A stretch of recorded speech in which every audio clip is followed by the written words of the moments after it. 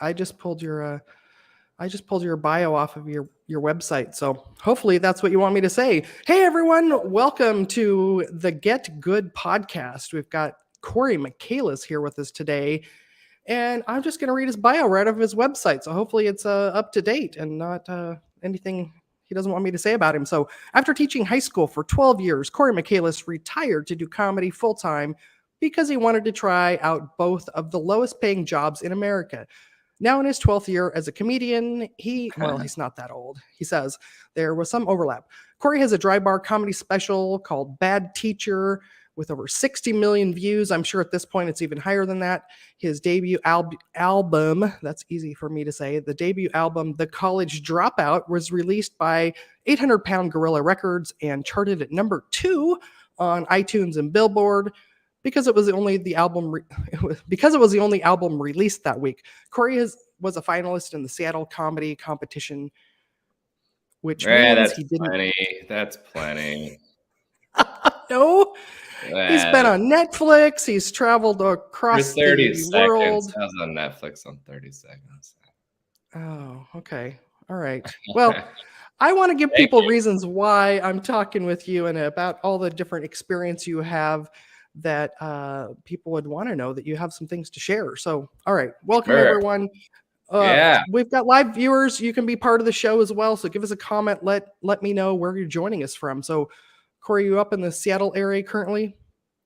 Ish, yeah. Live in Everett. Sorry to brag, but it's just where I grew up. That's really funny because I grew up in Oregon and then I moved to the Seattle area. I had family that lived in Everett. And I remember telling people in Oregon that I moved up to Seattle and they're like, oh, where? And I said Everett. And they're like, that's not Seattle. Ain't Seattle, baby. That's not Seattle. So I've lived there. I know where it is. I still family up there. So, and I've learned, so I live in Phoenix now, and I've learned that people don't even know where the Pacific Northwest is down here. They're just like, where's that in the world? And so Seattle, that whole dumb. So some of them, yeah, that's true. Oh, right. So, hey Cory, well, take us back to the beginning. Do you remember where your first open mic was?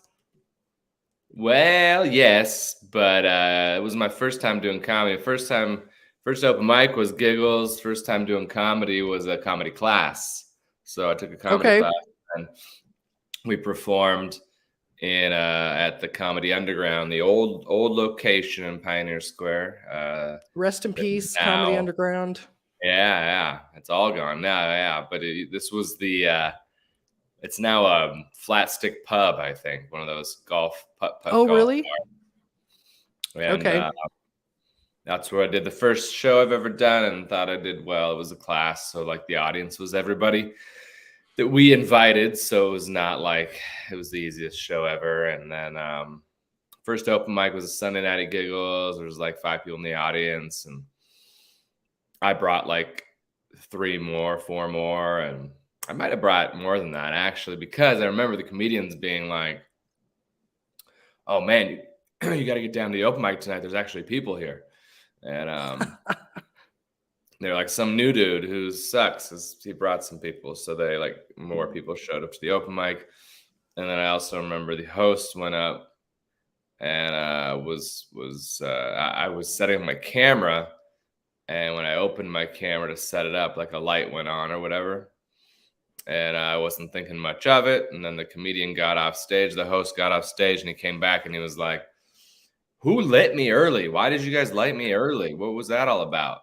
And I was like, "Yeah, it's crazy, man. I didn't even know what the light was, really. I kind of did, but like, so it was totally me on accident, and by accident, but I didn't say shit. I was just like, oh, I don't know."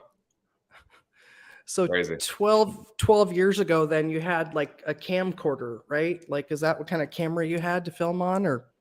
Yeah, what was I using? I don't even know. Yeah, it's a little. I mean, that's still what I use, is just the one that opens up and has a thing. But yeah, I had I don't remember, a small little camera.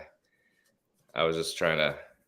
I don't know what my plan was. I just remember having the video from the class and it being so good that I was like showing it to everybody on DVD. Like, here, come to my house and watch this on a DVD. Oh my And, gosh, you're pretty proud of yourself then. So do you? Who was your? So you've come full circle then, because your very first going through a comedy course and then doing a showcase afterwards, and that's you teach that as well now. yeah, I'm one day you too, 14 years after you start, can teach a comedy class. If you really try hard, guys. We started like 6 years ago, I think, in Tacoma at the club. We did it in person, and I drove down to Tacoma 2 hours every Monday night for 4 weeks. And then we do a show at the end, and we did a bunch of those. We did like 3 a year, 4 a year until that global pandemic. I don't know if you heard about it. There's a global pandemic. I don't know that it got down to Arizona, but it was over the rest of the world. And so it actually helped. Then we did it virtually, and I was like, oh, it's just as good virtually, as long as people can, get online and stuff and know what they're doing a little bit with and pretty much everybody now has a decent idea of how to like do a Zoom or something. So now I'll do it occasionally virtually, and it's just for brand new people, like to get them to try it one time, bucket list people. It's not for, I guess open micers could do it or whatever and might learn something, but it's not for people who've been doing comedy for a while. It's for people that are brand new. Even people who are doing comedy a while could probably learn something. And it's not for me. It's just resources I picked up over the years. And then create a curriculum, and then they do. It's actually today. We have it in 2 hours. I got a little Zoom with everybody, and they're going to do their material, and I'm going to give them feedback. Nice. Yeah, but I'm a better teacher than I am a comedian, so I decided to keep. I took your class actually during the pandemic. That's right. I was still up in the Seattle area, and everything shut down. And I thought, you know what? I've never actually taken one of these official classes, so now's a good time. And I worked on one of my bits, and I did pick up a lot of tips and things like that. So it was great. Highly recommend. There you go. Cory's class. Do you have a name for your course that you do, or? Sure. It's like 4 of them. We just call it virtual comedy class, and then we're like online comedy class, and or like virtual comedy college, and whatever. It's just, I always do it through the Bark Entertainment Comedy Club. So Tacoma, Spokane, Louisville right now. Yeah. Nice. Well, cool. Well, I did it in Everett. I did it in Everett, and I was like, that worked out pretty well. But when we did the show, we would do the show at the Parlor, but Parlor is no more. So. Rest in peace. All these Seattle clubs that are no more. Are no more. 2 for 2. That's 3 for 3 actually, because they had 2 clubs for a minute there. Oh, that's right. I actually, when I was moving from Seattle, I had one of their the hurricane glasses that you could buy with their specialty drinks. Oh shit! That's why they didn't make it. Specialty drinks was their go-to. They were trying to be Las Vegas or something. Yeah. Crazy. That's funny. So a lot of people watching maybe in the very beginning stages of their comedy career. And do you remember the progression of going from that, like, I killed it at the open mic, towards, starting to get some guest spots and feature and then headliner? Can you kind of just take us through? Do you remember the different stages of that? Tips for progressing along that? I think of it as like a comedy ladder, maybe more of a spiral, but just kind of those different steps along the way of your career. Sure. Yeah. It's weird to start with a class, like I said, because then you do a show and it's everybody who you guys invited, and it's all your first time. And so it's like the best show you're going to do for like 10 years. Because it's like packed and they're all excited. And so and then you do the same thing. Like I did basically the same set at that open mic at Giggles, and it relatively bombed. Like it was not as good or even close to as good. So I did decent amount of open mics early on, and I'll still do open mics, but like I never really got into the Seattle scene because I lived in Everett. I lived in a suburb and had a day job that had me up at 6:30 a.m. every day. So I just was like, I was married and stuff. I was like, this isn't my career, so I'll just do it occasionally. And then what I just started doing was just like asking for spots that seemed to match like the level that I was at in my mind. And I don't know if I remember early on saying something like, I'm not going to do any comedy that doesn't pay. And I think there was like 5 comics around me who probably hated me. And I just meant like, well, I'm not going to leave my house to drive 45 minutes to do 5 minutes for free. That doesn't make sense to me. And now it makes a lot more sense to me that there's so much value in that. But at the time I was like, why are you guys doing this? This doesn't make sense. And on one hand, that was shitty. And then on the other hand, that was like, it's a good way to, we should be a little bit more like that with our time, and make sure we're picking and choosing what shows we do a little bit better, maybe, instead of just doing anything and everything, especially if you're going to start producing comedy. But anyway, first few years, I just did like hosting at this club that was in Everett that was like short-lived. And then some hosting at Laughs on weekends and mics occasionally. And I was a hobbyist. I wasn't trying to do it for a career. So I was just like putzing around. And I had the summers off, so I got to do summers if I wanted to go out on the road or something and do gigs that other people didn't want to do or couldn't do, like Tribble Run stuff. And had fun with those. I enjoyed those. It was a good time. And then, so my progression is going to be, different than everybody else's, but that's also like, so is everybody else's. It's going to be different. So I think that it's important to just like get good. Like, so. Yeah. What's the Tribble Run for people that haven't heard of that? So David Tribble was a producer of shows for years and years and years. And by the time I was doing comedy, Tribble Runs were, a lot of like new comics stretching themselves to do 25, 30 minutes in a lot of ways. And headliners who were strong, but maybe not super well known. And so he would hire us to do 2, 3, 4 nights in a row, usually in the Pacific Northwest somewhere, and extending into Montana and down into Idaho and stuff, which are, arguably Pacific Northwest, whatever, Nevada, Northern California a little bit. I think he had some of the gigs. And they would just be casinos or bars or venues that were one-off comedy shows that were usually once a month. And you drive typically because just the way they paid, you couldn't afford to really fly and rent a car or anything like that. So you ended up driving pretty significant distances to get to the first gig and then also in between gigs.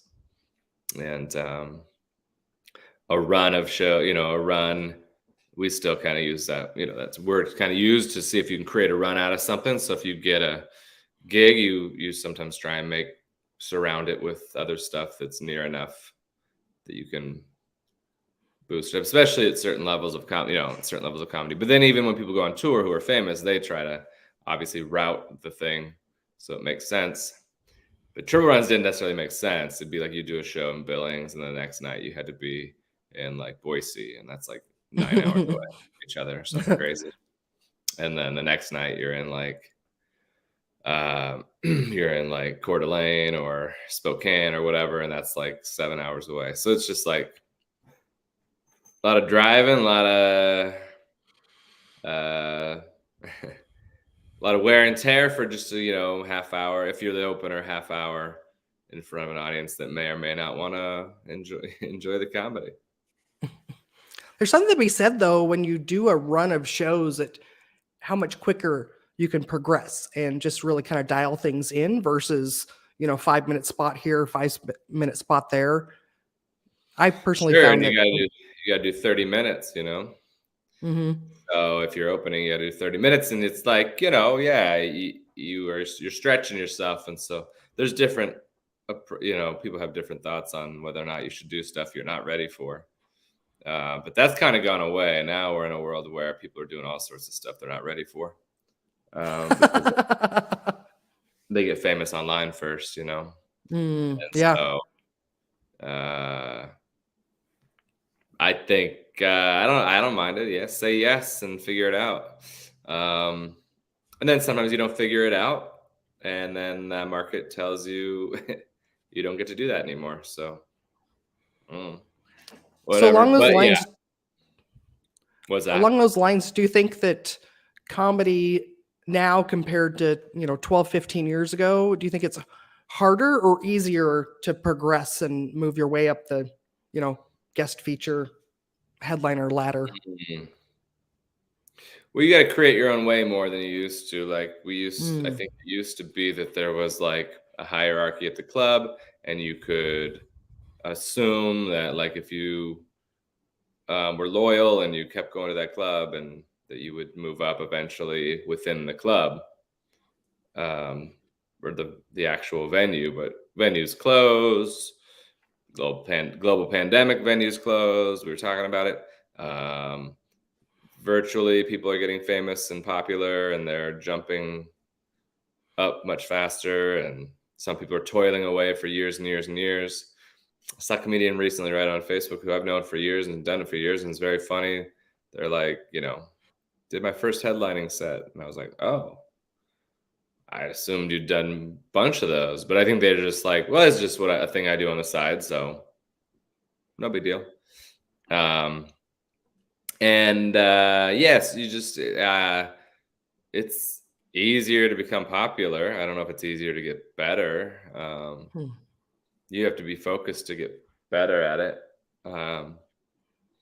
Yeah, it wasn't that long ago that the path was to, pick your home club and just basically camp out, live there, spend all of your time there. And that was the way you could progress. And that kind of just doesn't exist as much anymore. Yeah, I don't know if it does or not. But I do know there are things that would make it harder for sure. So I assume it's less likely to do that. Just especially a lot of headliners are bringing their openers with them, and so you used to be able to make a career out of feature comedy though, also. So you could be a feature act and have a full career, and be that middle act in a show, and maybe headline here or there. I don't know, but you could have a full career out of that. But now, if you're a touring or traveling middle act or feature act, you can't really have a career unless you're opening for a super famous and rich person who's negotiating Super bigger rich. for you. Patrick, thanks for watching. Patrick says that it's easier to become popular. It's not easier to become better is a great quote. So there you go. Okay, is that what I Quote said? of the Cool. show. Sure. Yeah, that sounds. I mean, that was whatever off the top of my head. But yeah, I think it's. It may or may. I mean, it's just as easy to become good, I think, or better. People just aren't choosing. They don't choose it. They choose popular over getting good at comedy. I mean, even when I started, I had the approach that people have now, a little bit of like, well, I'm just going to move faster than. I'm not going to be held. Like, I'm not going to adhere to some sort of like rules about how fast you can move up in comedy. Like, that seems silly. It just, some people could get better faster than others. And I probably got better faster earlier than some people because I just insisted on it. Like, I just was like, well, I took the class twice. So that was 2 5-minute sets that I put together to make 10. Then now you're 10 minutes you can host.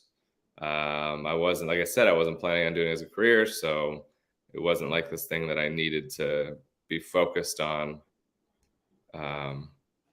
I don't know, like the art of it, or like I better follow the rules, or I better make good. I wasn't even trying to make great connections necessarily. I don't think. I don't know. And I had no plan. There was no plan because I wasn't trying to become a career. I only became a plan when I quit my day job teaching high school. And then it was like, okay, now I have to sort of focus on how I'm going to pursue this as a real thing. Before that, I was just like, oh, I just don't want to do a lot of these things. So, and then I would also drive 4 hours to do weird gigs all over the place. So I did all sorts of different weird shit. So we have different. I don't know. We're streaming on Facebook. Do they let you say shit? I don't know. Anyway, so yeah, I think you can still. I mean, you probably get better just as fast now, but people aren't. They're choosing to get more popular, and so. So it sounds like you never saw this as, I want to do this as my full-time career, but you kind of got hooked into it. Sort of, yeah. Just and kept doing more. Divorce, so when you're married to somebody and you live in your hometown and you teach high school at the high school where you went to high school, and she had a business that she was growing, you can't quit your like full-time, super safe, super secure job that provides health insurance for everybody. Never even considered it. And then, but once we decided to not be together anymore, I was like, okay, well now I can consider it and see if it works for me. And then teaching, you get a year off, like a sabbatical. Not sabbatical. Sabbaticals, they usually pay you, I think. Anyway, leave of absence, and then you can come back to your job. So I didn't like full on quit my job and life that I used to live. It kind of slowly and safely moved out of full-time teaching to full-time comedy, and but like you figure it out. I don't know, like it's a kind of, I don't know. I think it's a thing of like, hey, do you have a half hour? You want to feature for this comic or whatever? And you have 20 minutes, and maybe that's a bad idea to say yes, but also you give yourself a deadline to do a thing, and sometimes you make it happen. So I don't know what the right answer is, but I usually went with like my dry bar. I wasn't ready to do 40 minutes clean for dry bar when I got asked, but I saw the value in getting asked, and I had a feeling it might not I might not get asked again a year from now. It might go away. I might change. It might change. It might become something that And so I just was like, yeah, I'll make it happen. And then by stalling during my set a little bit and writing new material in preparation for it, and recognizing that some material that I didn't think was going to be okay for it because it was going to be too dirty was actually fine if I reworded it, I made it work. And it was the best thing so far that I've done for me career-wise. I wish it wasn't still the best thing, but it's still the best. So you said 40 minutes. I thought did they used to be 40, or did they record 40 minutes and cut it down to 20? I thought they were 20 and now they're 20, 25 or something like that. 15, 20, 20, something like that. Yeah, so they used to do 2 comics on one show live, 2 comics, film them both, same audience, and released. I think they released like 36 minutes or something of mine. And then they clipped them up, they were like kind of the first ones out there doing clips, and they were doing them Facebook 4x3 and captioned and the whole thing. And they did a great job, and it worked. And now everybody's doing them 9x16 on Reels and Facebook and YouTube, and some people in Snapchat, I guess. Maybe that's not that's not really a thing anymore, but it was for a minute. One guy got famous on that, or partially from that.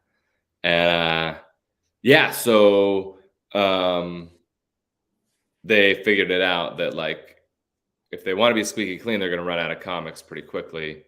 And so in their 3rd or 4th season or whatever it is, I don't know if they still call them seasons or not, but they switched to 3 comics doing like 20 minutes each. Okay. Way more interesting. Are capable of that. Do you have any tips if people have that as their, one of their goals in their comedy career about how to get a dry bar special? Oh, don't make that one of your goals. No. No, I don't. You get more work if you can be clean, but I'm not a clean comic. So I just figured out 40 minutes that I had that would work. Like I said, stalled a little bit, added some bits that were silly and for the moment, and just for that only. And I don't do them or wouldn't do them ever again. They were just dumb. And but yeah, I mean, so many people now are filming their own specials and putting them on YouTube, and some of them aren't that special, probably, I guess. I don't know, but they're just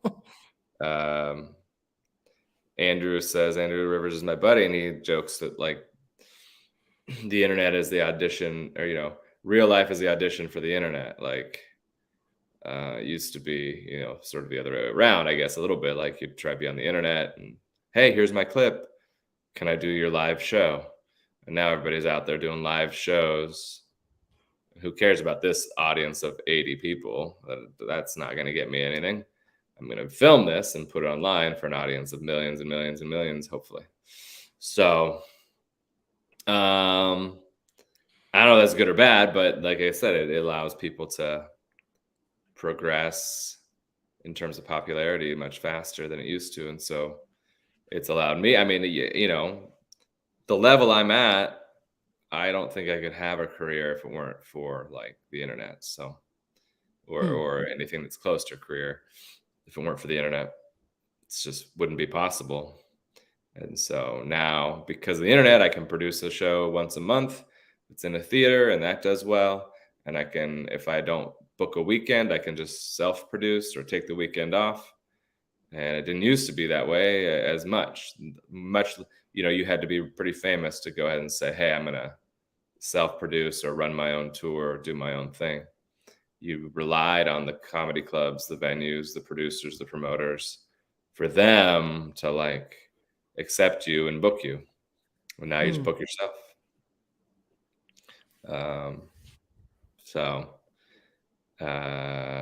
Now some kind, I don't know if it reduces the quality of the comedy. I'm sure in some ways it kind of does, but we're also much more strict about what comedy we allow to be out there, or allow to be popular. Like,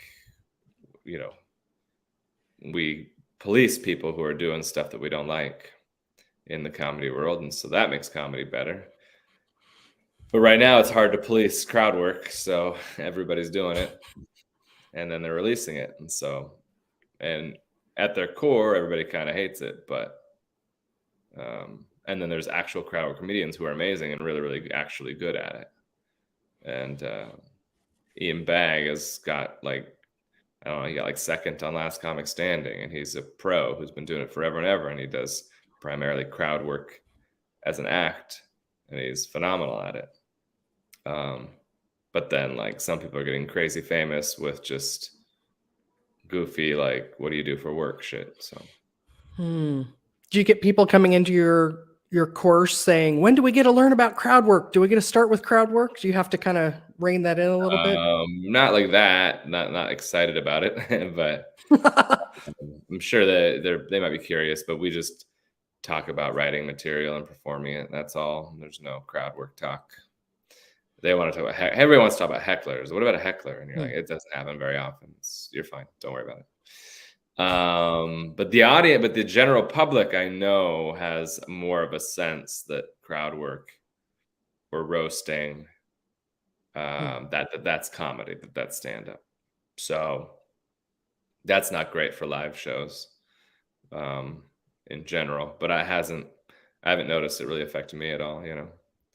The only way I noticed it is like if you do any crowd work and it does well, then they're like, yeah, that's what we want. Do that. And then you do actual material and they're like, do the other thing where you make fun of people.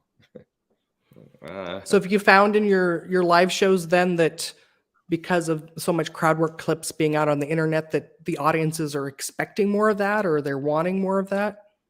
I don't know. I don't do it really much, so I don't know. They don't. I'm guessing yes. So I just know based on things people say here and there that audiences, you can tell that, or the way they react when you do it, or when you see someone else do it, you can just kind of tell. that people want to be a little bit more involved in the show than they used to. That's probably not great, but we did it to ourselves. Who was a comic? I'm trying to remember who it is that did like a 100% crowd work tour, but that was 10 years ago or so. It was before crowd work was kind of the cool hip thing now. I'm I think trying to Todd remember his Barry name. did one. Yeah, I think that's it. Yeah. But he's a super like cerebral, clever comic, you know, and so I didn't watch it, I don't think. But yeah, he was just, it was like, hey, I'm doing this weird thing. And now it wouldn't be that weird, you know. I think multiple comedians have crowd work specials. And again, it's just to be like content. Just throw as much shit at the wall as possible and see what sticks. And that's a little bit more of a, and then I should probably do more of that. Like I should probably put more stuff out than I do. But I have a video, a show that's, I don't have the video yet, but I'm supposed to have a video soon of a show from like month and a half ago, maybe. And I have, some people are putting stuff out from at 3 a.m. from the show they did 4 hours earlier. And I'm like, wow, good for them. But I just get anxious about like, is this good enough? I should make it better. I should wait till that joke is done. I shouldn't put it out twice. That's come on, that's dumb. But the sound wasn't very good on that. I probably won't put it out. But then there's some people who are just like, everything, put it all out. And those folks, for the most part, do fine. Nobody cares. So I need a little more of that, probably. It can feel like a content hamster wheel at times where you're like, got to keep up and spending more time. And then I'm doing it. I don't really have any, I should probably, I paid somebody once for a month and a half or two. She did it all and it was great. And she's busy and there's other people who can do it. And so I end up just doing it myself. And then I'm like, it seems like a waste of time, not a waste of time, but it seems like not how I want to be spending my time. So yeah, it's tough. Hey, whoever that is. Hey, Cricket's here. Okay, party's starting now. Thanks for tuning in, Cricket. She's a Phoenix area comic. So is Patrick, by the way, too. Oh, I know Patrick. Patrick's great. Yeah. Yeah. Well, Cricket, hey, you got any questions for Cory? I know you're just joining here. So now you've done some overseas gigs. How do those come about? Is that something that you would recommend putting on your comedy career goal list for people and tips for traveling overseas for gigs? Yeah, I mean, I don't know. I just love that comedy allows some travel. So, if you like to travel, then sure, yeah. Both of those were born out of Dry Bar, I think. People see me on that, which makes you realize, like, okay, well, see, if you become popular with videos, people want to book you, and one was Dubai was a gal who was a comic who saw it and was like, I'm going to connect you to this booker in Dubai and I bet she'd love to have you. And, you're like, all right, sure, whatever, Dubai, great. And then, the lady reached out and then was like, hey, I'm interested in having you come do our tour. And I was like, oh, okay, well, how does it work? What a deal? And she told me, and I was like, oh, that's a decent deal. Sure. Is this real? Like that kind of. And then I did it, and then we had a good time. She enjoyed, so I did it a second time, and then Pakistan also, I think, was from that. And so she's somebody who runs. Her name's Gail, and she runs. It's called the Laughter Factory in Dubai. And she's run it for years, 25 plus years, I think. And every month, a new group of comics and she used to do mostly like comics from Europe or Great Britain to be specific, I think. But then like, the restriction, there was just like lots of changes on how, and you run out of comics, I guess, probably. So she just wanted more American comics, and she had some friends of mine do it. And so I was like, sure, I'll do it. And it was great. It was amazing. Shows are unique, different. And I don't know that I ever really got used to them or killed ever, but now I like go, I'm better now. I think I could do it now better than I did it before. But then I thought that last time, and I was better last time than I was the first time, but I don't know. Are they shows for the troops over there, or are they shows for just local audiences in those countries? Those are all locals, those shows. Yeah.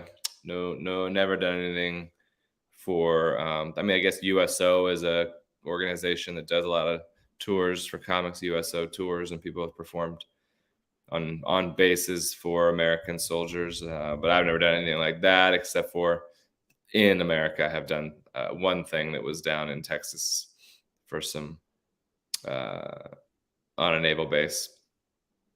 Naval, whatever, doesn't matter. And then these are for locals. Yeah, so these are producers locally who want to put on comedy for their local people, their town. And so it's Karachi, Pakistan, which is like 25 million people, and in that city. And it's a Muslim majority country and Muslim majority city. And so, you just got to find some folks who are okay with irreverence, because it wasn't like clean shows in Pakistan. So we could essentially talk about anything but religion, because they were like, you're not going to have much success talking about religion. So yeah, he's a guy who his family is from Karachi. He grew up in Karachi. He lives elsewhere now and was doing a show for years. I think in the Philippines. Where was that show? Off the top of my head, I'm having a tough time. But he did a show for years and years in his new home city in Asia somewhere.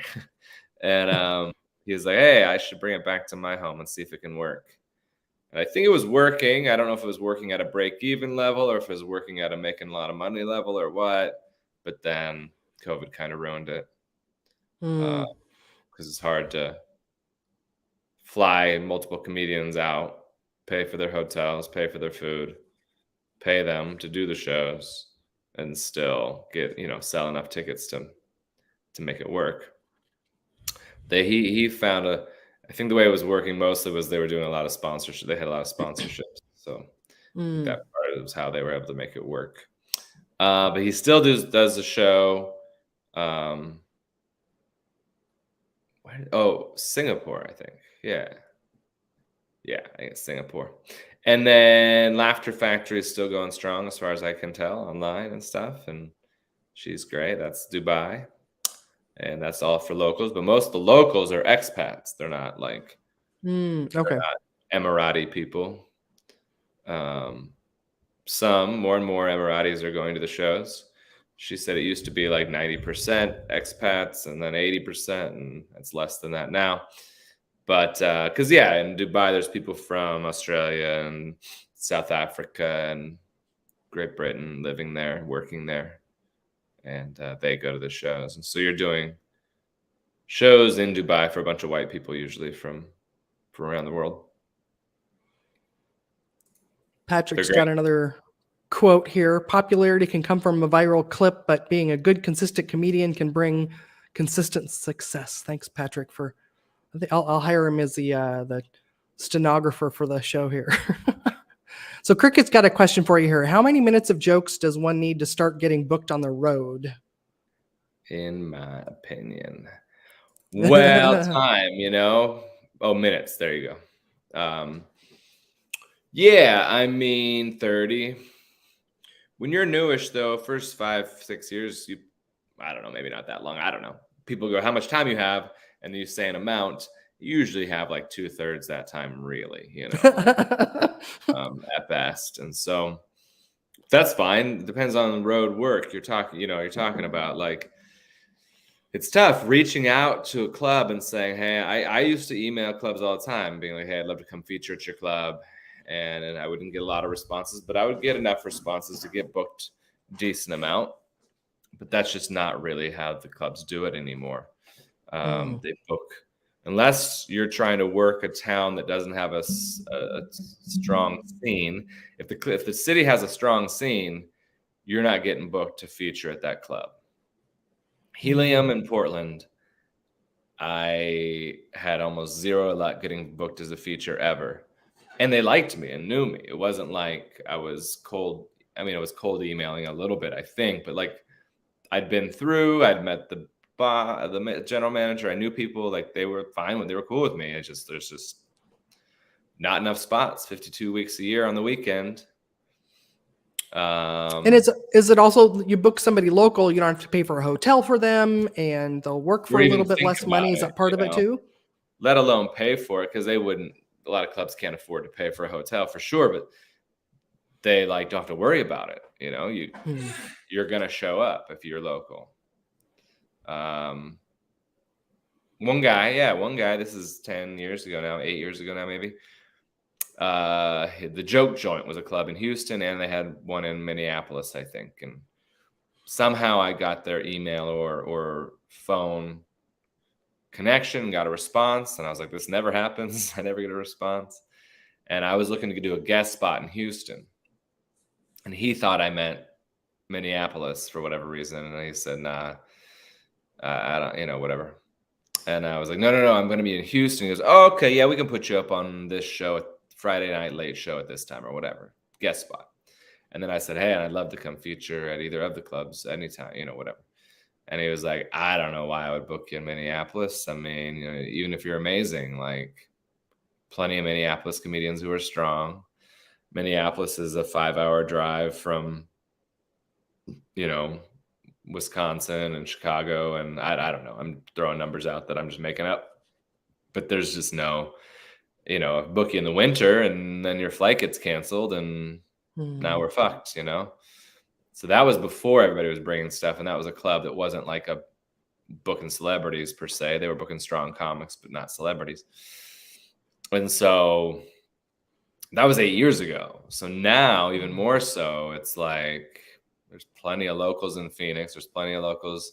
I mean, there's not many cities where there aren't enough locals to fill the time that have clubs that can pay you well enough to convince you to travel. A good example is like Looney Bins. Looney Bins, you can maybe go work them.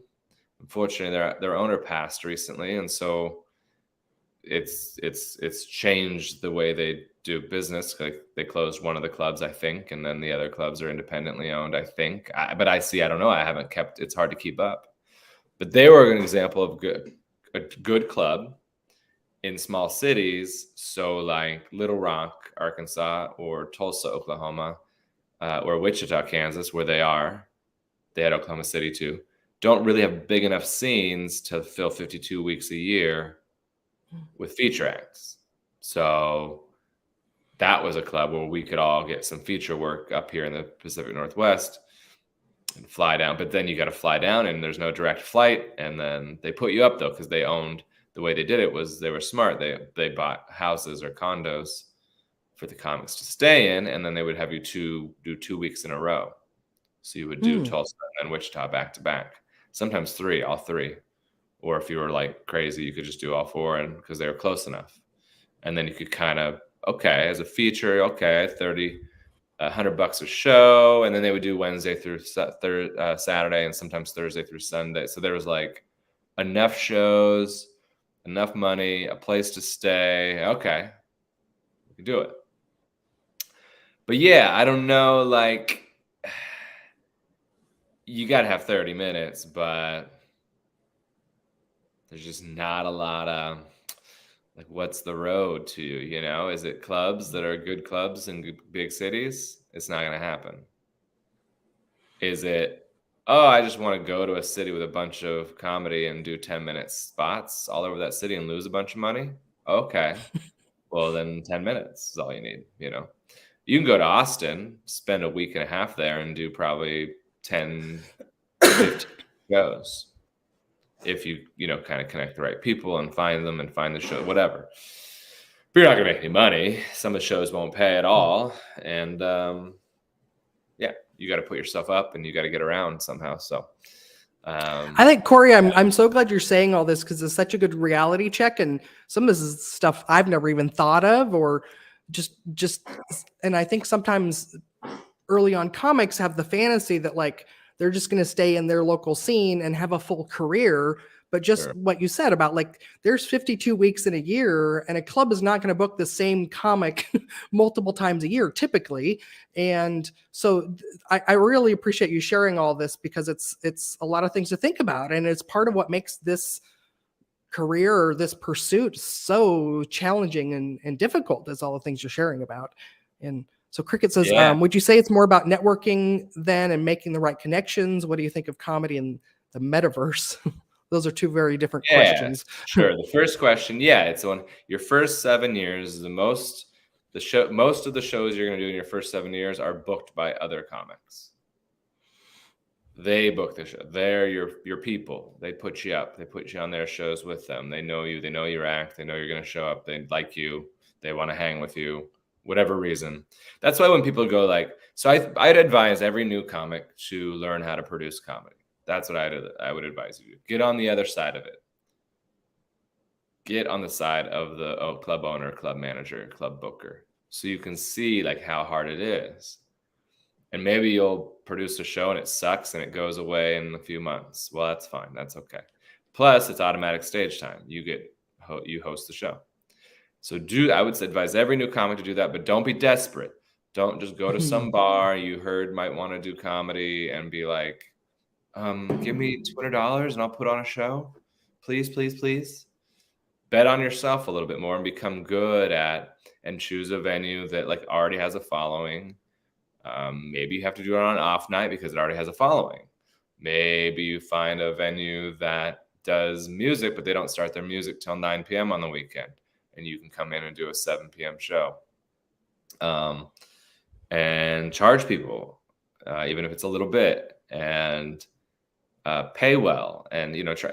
But you're going to learn how hard it is, and it might go, and you might fail. It might go away. It might not work out. But then do another one. Try again. And because you're giving yourself automatic stage time, you're learning the other side of the business. You're learning the reality of how difficult it is. And then you don't become like bitter when you don't get booked or don't get responses or don't hear back from whoever, or, and then you got to initiate, you got to ask. All sorts of people are complaining constantly about, I've never done that show. I've never been to that club. I've never worked for them. Usually it's some local complaint of somebody. And I go, they're not thinking about you. That hurts your feelings. That hurts your feelings. But they have, or they're like, they've never reached out, so I don't think they want to do my show. I got all sorts of people that I think like, oh, they'd be good for these shows I book, but I wonder if they want to do it, because they've never asked. Maybe they'd prefer to stay in the city and they don't want to come to the suburbs. I don't know. You got to ask. You got to work at. You got to reach out. You got to request, even from your friends. Even from your close friends. And even if it's your close friends, do it professionally. Send them an email that's a professional email, even if it's one of your good friends. Don't expect them to give you something, because there's lots of reasons why they may not. I have a long list of people that I assume want to do my show, and some that I know want to do my show. Very long list. And they would all be capable, and they'd all do really well, and they'd all enjoy it. And it's in a theater. And they get to perform for 300 plus people, maybe up to 800. That's a pretty great show. I purposely give out a 10-minute spot every show, so that allows me to book some people who are newish, or not even newish, but maybe don't have 30, or maybe I do have 30, but I only have 12 spots a year, and some of these headliners bring their feature act, so that reduces it to 6 spots a year, maybe 5, maybe 4. I don't know how next year is going to look. So anyway. So yes, networking connections, and I learned how to produce stand-up comedy, produce your own show, learn how to run a show. And I know so little about the metaverse that I don't. But I'm all for comedy everywhere. I don't have any problem with people doing. I did virtual shows during the pandemic. I still do them now. Because there's some companies who are like, oh, we work virtually now, and so we want to have a holiday party, but all right, let's do it virtually. People are kind of used to it, and they're fun. They go fine as long as everybody knows how to do it properly. So my short answer is I'm all for comedy everywhere. The more of it, the better, I think. Even like in a, and this is tougher, but like, even in your own city, like, or like if you I produce a show in a suburb of Everett, right? I don't necessarily want a comedy club in Everett. That would be a little tough for me. That would stomp on what I'm doing here a little bit. But I don't want no comedy in Everett. I don't want to be the only game in town either, because then there's just not a sense that that's even a thing to do that people think about doing. So having an open mic on Monday nights at Tony V's in Everett, and then having some people produce shows at the same exact venue that I produce shows at. I do it once a month, and every once in a while people pop in, and my buddy Tyler Smith does his dope show there once a year at least. Another buddy does 2, 3, 4 shows a year at that same theater. There's a newish improv venue down the road. That's like all good. And to a point, right? Like I said, now if somebody, it'd be nice if Everett Arena used to be called the Everett Event Center. I guess it's called I don't know, Climate Pledge is Seattle. It's called did Funko buy it? No, Funko's the baseball field. Doesn't matter. I think Angel of the Winds. Angel of the Winds is the sponsor or the owner or whatever. If they started doing theater, like huge comics, I think that'd be good, maybe, but maybe it would be bad for me. I don't know. But the more there's comedy, the better, to a point, I guess. Jason Santiago is a Phoenix-based comic. He says, "I will be reaching out to you, sir. I don't know what about, but maybe." Oh, he wants to get booked on my show. The next time he's up in Seattle area, I guess. And describe the show, and he was like, "Heck yeah, I want to do it." But see, then he'll be the 41st person on my list that wants to do the show. I got 40 locals who want to do it. But yeah, I think you should be reaching out when you go to a city. You should be reaching out to everybody and seeing if there's spots available. And if they say no, there could be a long list of reasons why they say no. And there's a lot of comics that are like, that believe like, well, you just book the funniest, best person. Like that. And it's like, no, that's not true at all. We book people for a long list of reasons. So if you're anti-diversity in comedy, you might want to remember that one time you got booked because you could drive. You had a car. Oh, you got booked. Such a good reminder. Yeah, there are 1,000 different reasons. Don't act like you're, whatever. Oh, that's nice of Josh. Josh Graves is another Phoenix-based comic. Saw Cory at the Nile. Amazing show. Good. Yes, so that was a week where I was doing Tucson, and Laughs in Tucson is a great club, and they pay as well as they can pay, and they put you up, and you get there on your own, right? That's kind of how it works, and it's really, really, they pack it out, and it's great shows. But you get to a certain level sometimes where you go, well, I don't know if I can afford to fly down there to do that. But I added Thursday at the Nile, and luckily I'm at a point where I have enough people that I know already down there. Add that to people that I found that follow me, that I don't know, but they follow. Add that to people that don't follow me, don't know who the hell I am, but I ran a Facebook ad and they saw that. And that was just enough people to make it so that I probably made almost as much that night as the weekend at Laughs. Now I routed it, right? I did a little run, and but that's hard work. And I have friends who are very, very, very good comedy and have lots and lots and lots of material and put out multiple albums and specials, and they're looking to me like, hey, could you help me figure out how to do this? And I'm like, I don't know if I know how to do it, but I'm just doing what I do what I do. And I overpay for Facebook ads for my monthly show in Everett. I know I do, because I'm not an expert at that. I'm just okay at it. And so, but I have to have at least 250 people. So I pay enough ads to get 250 people. And sometimes I lose money. He said he'd be reaching out, but then he also had a question, I think. Is it still visible? Jason's, he just had a comment that he said it's also hard for the local comics to get better at their craft if they live in an area where comedy isn't present. Yeah. So that's another argument to create your own show. But yes, like, so So that's why a club like in Little Rock, Tulsa, Wichita, and I'm not disrespecting those comics, they just don't have as many opportunities. And so there's not as many of them. And they just, yeah. So Justin's adding good. Yeah. Know your weaknesses. Yeah, I hope surfing people. Oh, surfing people. He meant surround yourself with people who have those strengths. Yeah. There it is. Yeah, I hope that continues to be the case. But I have I know good people with good material and strong work ethic and don't have a business sense, and they're struggling. Yeah. So that would make sense based on what you're saying. But then I know some people with good material and good work ethic, and they just something hit. And so they have zero business sense. They don't know anything about any of it, but they got big. And so now they have other people helping with that. And Peter's got a great question, but I want to ask you a question first about this, creating a run. You've got books someplace and then trying to add on to that.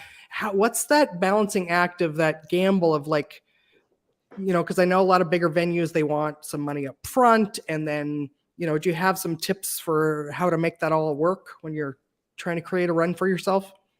Well, yeah, I think just self-producing a show is just sort of maybe the core of that question, right? So like the way that I worked out was I probably sent an email to 10 venues that I wanted them. They needed to be far enough away from Tucson that I wasn't hurting the club. I also work a club in Glendale, and I want to make sure that I'm not doing another room near there close enough to a time, or really probably near there at all, because I headline that club. So I don't really want to be competing with a club that I headline. And so shout out to Stir Crazy. Yeah. So I don't work any clubs in Phoenix, Scottsdale, or Mesa proper. I work a club in Chandler, I work a club in Gilbert, and I work a club in Glendale, Stir Crazy. So so the first thing is just making sure you're not stepping on any toes, and then it'd be best if it was a place that's had comedy previously or done it previously. So this isn't their first, they kind of have a sense of how to put on a show. But if you can't find that, then if they've had music before, then they can probably do comedy. And you just got to kind of pitch like, hey, it looks like this on your calendar, this night is open. Here's what I would do. I would sell my own tickets. I would promote it myself, but would hope for some help from you. My expectation is I could sell X amount of tickets. Is it a rental fee? Is it a, whatever? And usually I've never had anybody ask for money up front, but I'm sure there's people that do. And then there are people who expect me to want money up front. Probably sometimes I'm doing a corporate thing in September and they're like, so you want us to give you half today? And I was like, oh, I don't care. Whatever. Just sure. I probably should have just said yes, but like, nah, I mean, this is a good enough agreement. We have an email agreement. That's good enough. And I'll be there and don't you worry. I'll give you my whatever. But yeah, sometimes we're a little bit in the professional world. There's a little bit more in the entertainment world. We're a little more fly by the, we got an email contract. That's good enough. But now that I'm doing my own show and I'm working with agents, I've had to do official offers on with official numbers, and they create the contract and I have to sign the contract and we have to have an official thing, and I want it and they want it. We both sides want it. So, but yeah, I don't know. It's relatively recent for me, maybe the last 4 years that I've been self-producing my own shows where I kind of headline it and sell my own tickets. Yeah, it just depends on what people can afford to do or want to do, because you're going to lose money sometimes. So are you cool with that? Betting on yourself and hopefully you win. Do you mind losing money? If not, then then go for it. Just go anywhere, give away free tickets and just have a heyday and have fun. But that's not really realistic, I don't think, for most people. So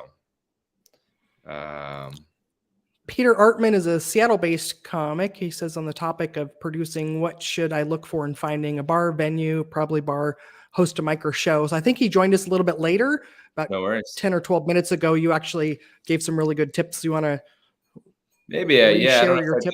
I think the one thing that I didn't say is so I would find a place that's busy every other night of the week.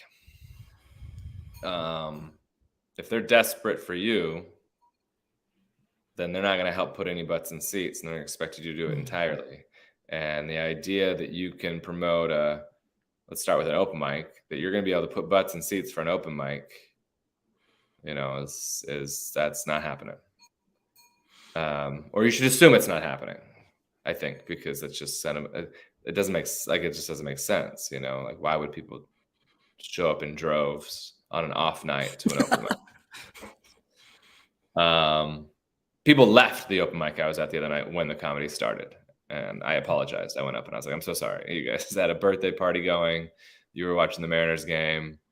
Those lesbians were having a great conversation and smooching at the bar, and they all left because we interrupted it with our bullshit talking to our therapist. So, so I would look for a place that's busy other nights a week. I would, I would never produce an open mic personally. I don't have any interest in it. But I'd try to create some value in the open mic somehow. The open mic I was at was good because it opened with a couple professional comics and then had the mic afterwards. And so that was kind of a good idea, I thought. But I would never produce an open mic. But if I was going to produce a show, I'd look for a place that was busy other nights a week. I would charge. I would make sure that there's some sort of, even if I was doing a casino, I'd make people go get like a player's card first, and then like they have to invest somehow, even if it's very small. And then I kind of think and I would pay the comics appropriately. Make sure you pay the comics appropriately. I don't know. I hear clubs go like, well, we can't afford to pay the hosts. I'm like, well, then you don't get to own a comedy club. And I feel the same way about if you're self-producing. If it's like, well, it's not good enough to charge, well, then you don't get to run a show. Find a venue, space where there's going to be an audience that's willing to pay. And if you can't do all that, then the show's not good enough, or it's not, what are we doing here? So, and then get the venue to invest. I don't know how I did it, but I got a venue to give me money to do a show at, give me a portion of the bar and then keep the entire door to do a show at their venue. I don't remember how I did it, but I just was like, this is what we do. I don't know. But a lot of people go out to a bar and they're like, oh, nobody's here. I could help out. I could help put people.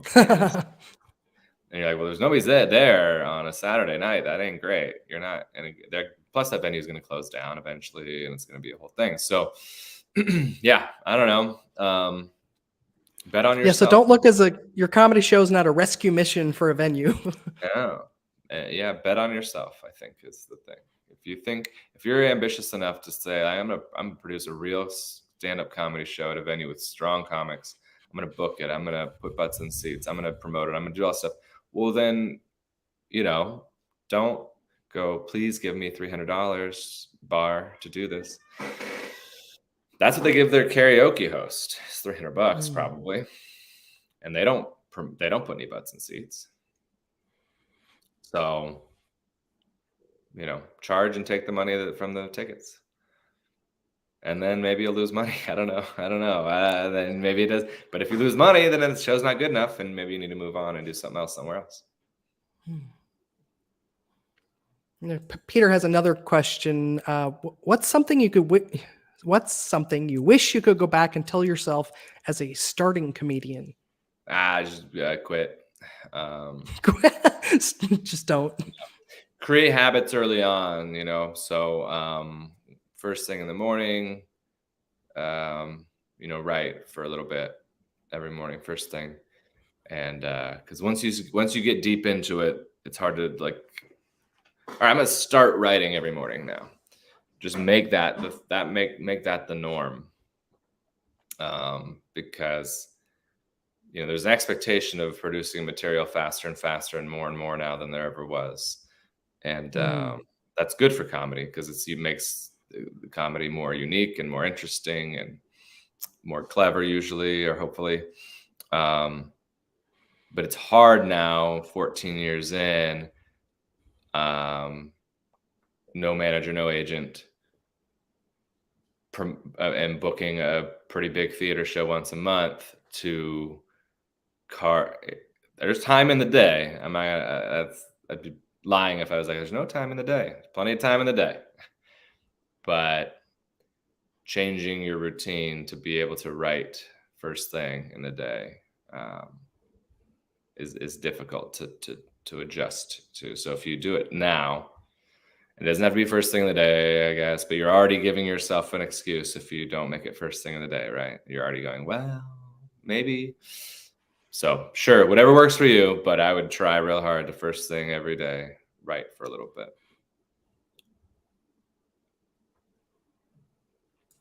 Thanks. And this is so Kelly says that you were Orion's teacher at some point. So Kelly is actually my cousin's girlfriend, and Orion is her daughter. And so this is full circle here. You're being recognized, Cory.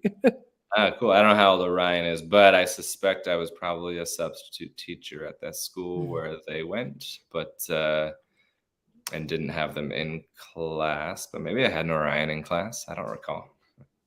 That's cool. Yeah, I see former students all the time out and about at shows and on social media and stuff. And so it's kind of fun. My oldest former students, I'm 43. My oldest former students are like 37, 38. So the idea that they're, because I started at 22. So a lot of them, I have golf buddies that are former students. I have all sorts of cool people in my life that I consider friends more so than students. And then they come to shows, which is fun. Nice. Does anybody else have any questions for Cory Michaelis here? I feel like we're wrapping up, but also we've got the most viewers. I've noticed doing these live that actually about an hour in is where we get a surge in viewership too. So I want to capitalize on that. So, hey, if you got any questions, probably because people just didn't turn it off. They walked away. We can see they're not listening to me. They're all on Facebook too. So now, anyway, great. So anything else, Cory, that you would want to share to comedians about working your way up and getting good at comedy? Well, yeah, it's still important to be good at it, right? So like, try hard to do things that are. I mean, we're all so bitchy when it comes to comedy about like, oh, that comic does that joke, and so I can't believe that, we have a lot of like rules, right? So you don't have to follow all those rules per se, but know what good comedy is and strong comedy is, and try and become really good at it. And usually that prevails, but I think he said it well there. Just good material and work ethic isn't good enough. Usually you need good material, work ethic, and a business sense. Just business sense is going to have you be a pretty terrible comic, but you might make a few bucks. Just work ethic, cool, but no business sense, no good material.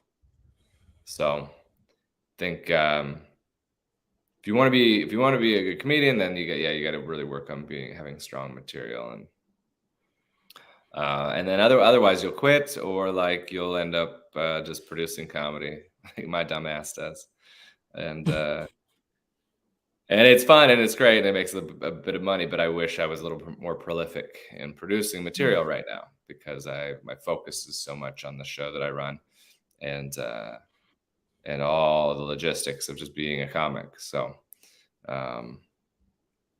yeah, you gotta kind of like, what do you want to, decide what you want out of it, and then go from there, I guess. I don't know. That is the challenge. You've got to juggle all the balls. You're basically a comedy entrepreneur. You've got to wear a bunch of different hats. And I think one of the things you're talking about is like producing a show, so you understand that side of it as a comedian, but also caution somebody to not go too far in that venue. Like, do you want to be a producer and then produce a bunch of shows? But if you want to have a comedy career, maybe limit yourself to having one show that you're producing, maybe, is what I'm taking away from your experience. Yeah, maybe. I don't know. Just, balancing it a little bit. But again, like, that's okay. We need good show producers, but there's a lot of bad ones. Mm-hmm. We need good club owners. The best club owners are former comics oftentimes. So Yeah. Tom's a great owner at Stir Crazy because he's done comedy and other reasons, but like, that's one of the reasons. And so I don't know, if you want to be, what do you want? If you want to be a really good stand-up comedian who only does stand-up comedy and that's it, first of all, good luck. That's gonna be really hard. You might need to just be amazing and so good that we call it undeniable. Be undeniable. And that's in general. If you're trying to get work, just end up be so good that they have to book you. But like Louis Anderson told me, he was like, so for comedy, he was like, be better than they thought you were going to be more professional than they thought you were going to be, and be nicer than they thought you were going to be. So I would always do those three things if you're attending a show or a club. And some comics aren't into that. They aren't good at that. They're unprofessional, or they're not super nice, but they're like really good. And it's important to be all those three things if you can stomach it. So that's who I want to book. Good life. Professional and nice to me, and then do well when they get to the show. Yeah, I would know that as a producer of a show. Sounds like good life advice too. Sure. Don't quit life. Yeah, yeah, don't quit. Hey, Cory, so much good nuggets of tips and wisdom and really great stuff here today. So I really appreciate you being here, and I will share your website so that people can see your upcoming shows. We'll put that in the show notes as well as the comments and everything like that. Anything else you want to plug? I mean, this is going to live on forever out there, but anything coming up?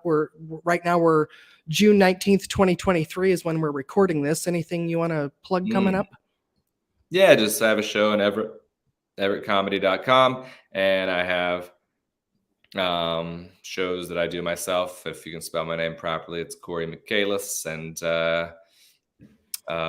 come see a live show.